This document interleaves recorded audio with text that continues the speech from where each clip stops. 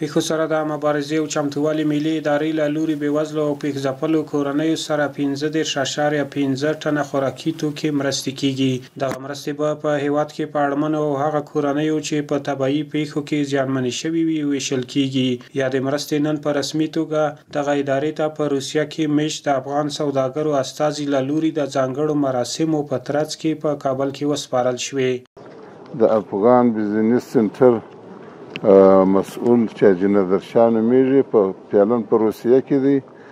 د افغانستان یو تاجر دی چې نماینده هم دا زموږ سره ولاړ دی. نو دی دلته د افغانستان د بېوزله او مظلوم ولس لپاره زموږ د لارې د حوادثو د لارې د مسکینانو سره کومک دلته اوس موږ ته راوړی دی چې ټوله 15 ټنه مواد دي.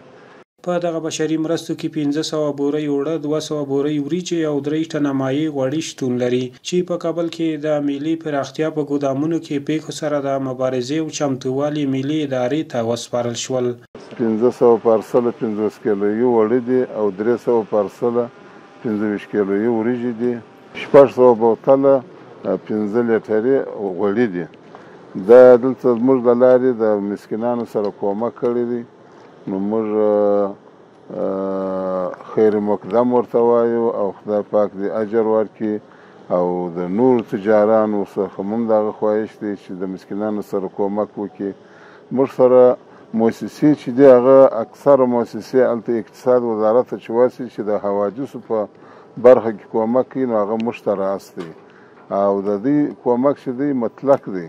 نو وایي تاسې اختیار لري د حوادثو په بخش کې یا هر بې بضاعته څوک چې د هغه سره تاسې د زموږ مواد ستاسې د لارې وویشي.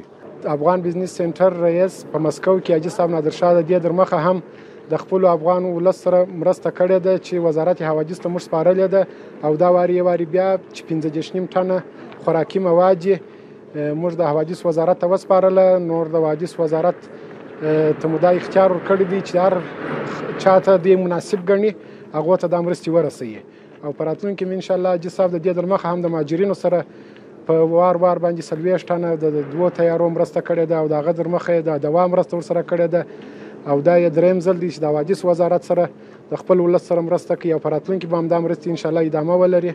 دا یادونې وړ ده چې پیښو سره د مبارزې او چمتووالي ملي ادارې د بېلابېلو خیریه بنسټونو په همکارۍ سره د هیواد په مرکز او ولایتونو کې په بیړنیو حالاتو کې له اړمنو او پیښ ځپلو هیوادوالو سره دا ډول بشري مرستې کړي دي چې تر ډیره یې د بېوزلو او اړمنو هیوادوالو لومړنۍ ستونزې هوارې کړي دي.